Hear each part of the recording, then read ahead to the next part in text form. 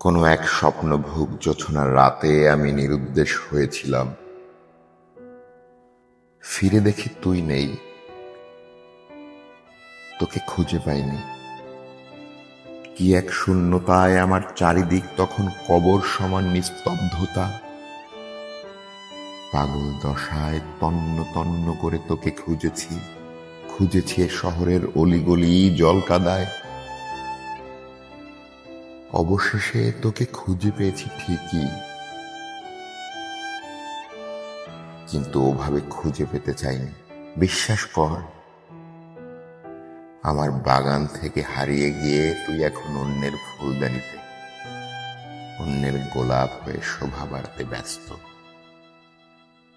যে শোভা শুধু দূর থেকেই দেখা যায়, ছোঁয়া যায় না মোটে। এ আমি বেশ বুঝি।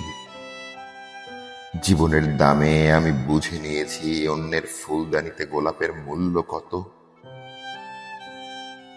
যে গোলাপ প্রতিদিনের দস্যিপনায় সঙ্গী হয়ে আমার বুক পকেটে শোভা পেত, আমি তার মূল্য বুঝিনি। আমার বাউন্ডুলে মন বোঝেনি কি করে গোলাপের যত্ন নিতে হয়।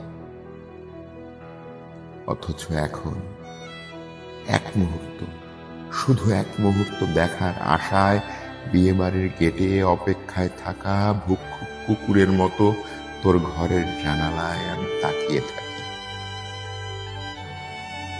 বিশ্বাস কর, আমি অপলক তাকিয়ে থাকি। যদি কখনো জানালার শার্সিটা টেনে দিতে আসিস, শুধু সে অপেক্ষায়।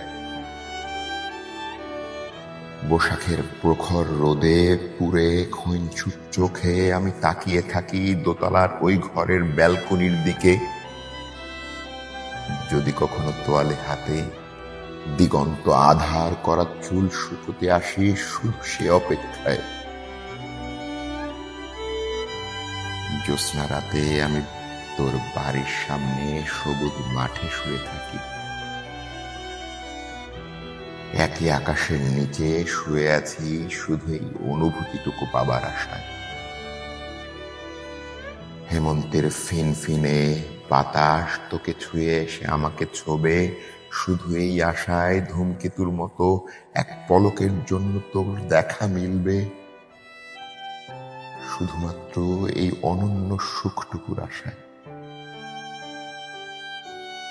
তুই একে কি বলবি, বন্য নাকি পাগল দশা? অথচ আমি পাগল হয়েই আছি। ছোটবেলায় এক কালবৈশাখের রাতে আম কুড়োনোর মুহূর্ত থেকে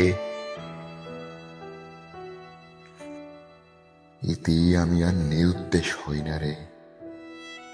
আজন্মের পাগলামিও থেমে গেছে। আগের সেই ভবঘুরে জীবন আর দস্যিপনাও এখন আর নেই।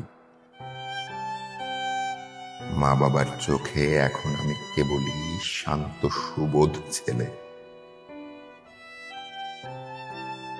আর আমার চোখে তুই, আমার চোখে তুই অন্যের ড্রয়িং রুমে সাজানো গোলাপ।